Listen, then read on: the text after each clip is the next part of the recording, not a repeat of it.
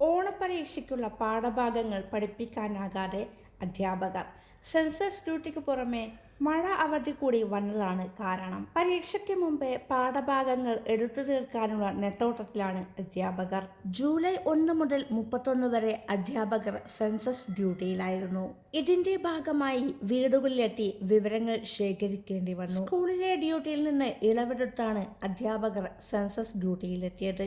ഇതോടെ മുൻകൂട്ടി നിശ്ചയിച്ച പ്രകാരം പാഠഭാഗങ്ങൾ പഠിപ്പിച്ചു തീരാനാവാതെയായി. സെൻസസ് ഡ്യൂട്ടിക്ക് ശേഷം തിടുക്കത്തിലെങ്കിലും പാഠഭാഗങ്ങൾ പഠിപ്പിച്ചു തീർക്കാമെന്ന പ്രതീക്ഷയിലായിരുന്നു അധ്യാപകർ. എന്നാൽ മഴ കാരണം കൂടുതൽ അവധി പ്രഖ്യാപിച്ചത് കാരണം വീണ്ടും പ്രതിസന്ധിയിലായി.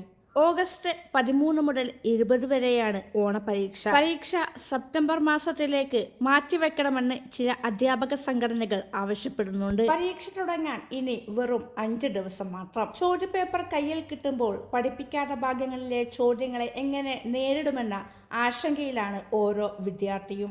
ഓണപരീക്ഷ മാറ്റേണ്ടതുണ്ടോ? നിങ്ങളുടെ അഭിപ്രായങ്ങൾ കമന്റ് ചെയ്യാം. നാളെ ഒരു ജില്ലയിലും നിലവിൽ അവധി പ്രഖ്യാപിച്ചിട്ടില്ല.